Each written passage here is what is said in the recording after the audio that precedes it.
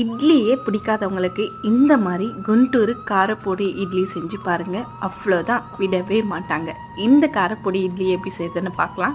இப்போ பேனில் 1/2 ஸ்பூன் அளவுக்கு எண்ணெய் ஊற்றி ஒரு 2 ஸ்பூன் அளவுக்கு கடலைப்பருப்பு, துவரம் பருப்பு, தனியா, ஜீரகம் இதெல்லாமே நல்லா ஃப்ரை பண்ணிவிட்டு ஒரு 20லேருந்து 25 காஞ்ச மிளகாய் சேர்த்துக்கலாம். கூட ஒரு 6 பல்லு பூண்டு, கொஞ்சமாக கருவேப்பிலை, ஒரு நெல்லிக்காய் சைஸ் அளவுக்கு புளியே சேர்த்து நல்லா ஃப்ரை பண்ணிவிட்டு ஒரு பிளேட்டில் மாற்றிக்கலாம். இப்போ நம்ம மினி இட்லி ஊற்றிக்கலாம். ஒரு 10 நிமிஷம் ஸ்டீம் பண்ணி எடுத்துக்கலாம். இப்போ வறுத்து வச்சது மிக்ஸி ஜாரில் சேர்த்துக்கலாம். தேவையான அளவு உப்பு சேர்த்து இந்த மாதிரி குறைவா அரைச்சிக்கலாம். இட்லி பாருங்க வெந்துருச்சு. இப்போ இட்லியை ஒவ்வொன்றா எடுத்து ஒரு பிளேட்ல மாத்திக்கலாம். இப்போ இதே பேன்ல 2 ஸ்பூன் அளவுக்கு நெய் ஊற்றி ஒரு 1/2 ஸ்பூன் அளவுக்கு கடுகுளுத்த பருப்பு, கொஞ்சமா கருவேப்பிலை இதெல்லாமே நல்லா ஃப்ரை ஆன உடனே இப்போ இந்த இட்லியை சேர்த்து நெய்ல நல்லா ஃப்ரை பண்ணிக்கலாம். அதுக்கப்புறமா மிக்ஸி ஜாரில் அரைச்சி வச்ச பொடியை சேர்த்து நல்லா கலந்து விட்டுக்கலாம். அவ்வளோதாங்க, நல்ல காரசாரமா குண்டூர் கார பொடி இட்லி ரெடி. மிச்சம் வைக்காம சாப்பிட்டுடுவாங்க.